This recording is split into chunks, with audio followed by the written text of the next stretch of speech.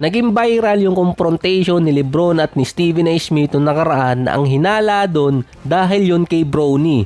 Baka tinawag ni Stephen A. Smith na aura itong si Bronny kaya nagalit si Lebron. So joke lang yun. Walang nagawa si Stephen A. Smith kundi i-address yung naging viral video nilang dalawa ni Lebron. Base kasi sa kanya dahil yon sa mga naging komento talaga niya kay Bronny since January pa. Kinonfront siya ni Lebron hindi bilang player kundi bilang parent para kay Bronny. Pero parang lamelo at lonso na si Bronny para i-confront pa ni Lebron si Stephen A. Smith dahil si Bronny bol-boli na. Binanggit din ni Stephen A. Smith na noon pa yung Clutch Sport nag-reach out na sa kanya last month pa para itigil yung pag-criticize kay Bronny na ang isa sa mga sinabi kasi doon ni Stephen A. Smith, alam naman ng lahat na kaya nasa NBA si Bronny dahil kay Lebron. Based din kay Stephen A. Smith, kahit kinompronta siya ni Lebron, wala siyang sama ng loob. Sa katrabaho niya yon, mas malaki pa yung kontrata niya kumpara sa ibang average player sa NBA ngayon. Kaya nga professional hater, kung $10 million per year ba naman yung sahod, kahit yung EP siguro sa bahay ni Lebron, i-hate ko. Kaso wala eh. Maraming nag-agree sa ginawa ni Lebron na pinagtanggol niya si Bronny pero mas marami din yung nag-disagree at minasama yung ginawa niya na kinompronta niya pa yung isa sa mga media personality. Papasok pa rin kasi dito yung unwritten rule. Dahil kung ibang player ang gumawa nun na kinompronta niya yung isa sa mga media personnel na masama yung sinasabi sa kanya, malamang ban sa NBA or kaya ban sa media outlet tulad ng kay Patrick Beverley na hindi lang nanonood ng podcast niya nagalit sa isang reporter ng ESPN. Kaya ayun, ibinan si Beverley.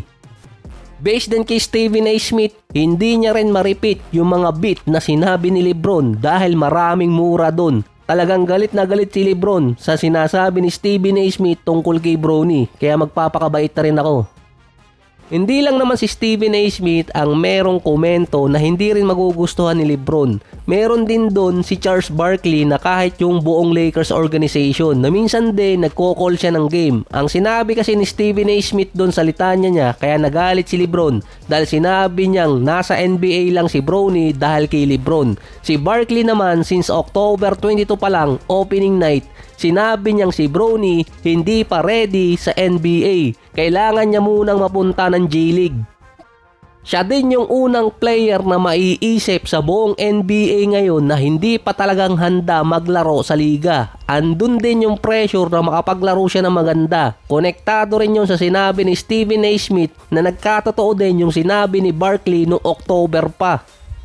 Napo na din ni Barkley dati na parang binababy si Bronny kahit nasa G-League. Ito yung hindi siya pinaglalaro dati sa road games at kapag home court lang ng South Bay Lakers pwede maglaro. Na di umano, decision yun ni Lebron.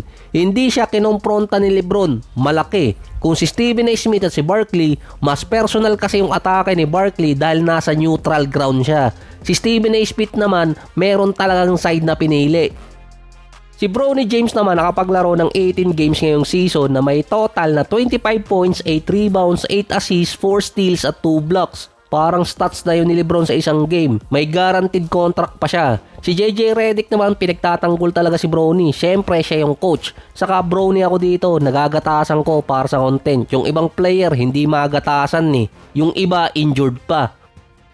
Si Bronny may average sa G-League na 22 points, 5 rebounds at 5 assists per game. Marami mga player sa NBA na kapag magandaan nilaro sa G-League, nagta-transition yun sa NBA. Isa doon si Nash Reed, Clarkson, Gobert at yung isa pa ka-teammate din ni Bronny si Gabe Vincent.